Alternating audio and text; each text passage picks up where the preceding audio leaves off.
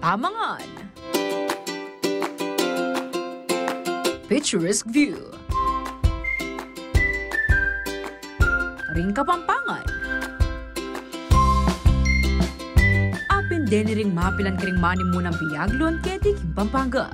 Aliwang buring kabalen, nuniagyang ding aliwang Pilipino ang poring dayo. Aparte king gilalaya ang labod Kapampangan ng culinary capital na ning bangsa, kaniya muna man atag mo ning Christmas capital ning Pilipinas, ing kabisera na ning probinsya, ang syudad San Fernando.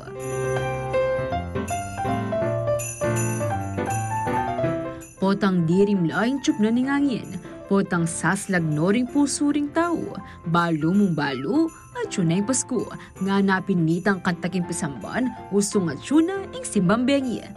Aparte kanini, king bawning puto bombong, bibingka suklating batirol at duman, mangat munang tula uling malapit niya ing metong karang pekapanayan da okasyon ding sabla. Metong muna man karing senyales ning masayang selebrasyon, ding kislap-kislap paparol. Inya naman kapupul merwana pa ning Setyembre o Bermonth, pakapaslag na larenia.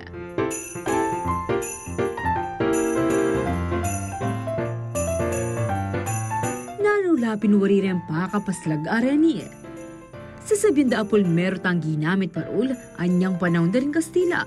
Many ba king Spanish word of farol, na yung kabaldugana, lantern o sulu.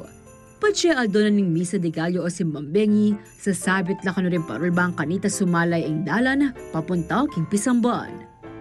May gumpisaya mo king simpleng gasera kanita ang malabitwin na disenyo ng parol, ang inimbento na ning Kapampangan artisan ay Francisco Estanislao. Ing figura na nita tinyang korting batuin ng gawa mo king kawayan, papel de apon, ang pampasulwanan de iti king kandila. At kalabas na ning makabang panahon, may evolve na lang muna man din ni kalupara rin titendara king Jose Abel Santos Avenue o Jasa, a year-round makapatindaya king dalan. Pre po yung worry po ng mga kababayan natin na bumibili na parol, baka mga ngayong Bermonths na nila magamit, next year hindi na nila magamit. Ito po ba masasabi po natin na magtatagal po talaga yung mga parol natin? Ito po, magtatagal po kasi naka-LED na po siya. Ing pagmaragol na rin magparol, aliro pakyapusan ding parol gawang syudad San Fernando. Opo, maganda po yung mga parol dito kasi dito po lahat gumagawa, karamihan po dito gumagawa ng mga parol. Mga quality po talaga yung parol dito. Bali, dumayo daw mo itang kasanting ng design, itang parol, tapos itang quality, makanya. Madakal yung pagpilian, tapos itang kasanting mo, marakal talagang design itang magawa mi, ma'am. Kaya aliwa kasi, ma'am, reindeer mo, at siyempre natural niya mo, traditional mo. Tapos itang sulo mo matibe. Parol ta ma'am, masanting ngayon ma'am, pwede yung magdamag ya. Itang improvement, tapos mas dakal yung sulo talaga. Ito talaga mapagmaragol mo. Agyang ali Bermonth masala yung industriya na ng pamagparol king lugar.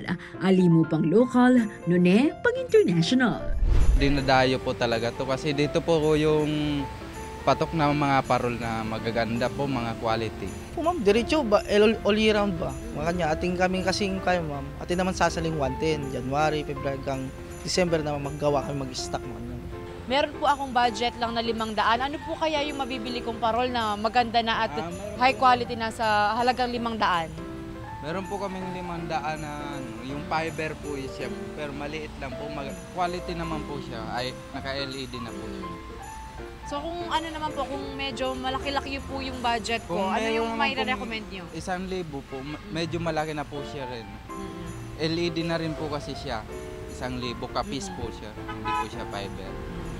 Kaya murang alaga aramdaman mo na kaning Pasko kapamilya tanda, ting pakapaslag aparol. Bibigay mo iting season talaga din ni ma'am, pero ngayon ato ang libo mo ma'am.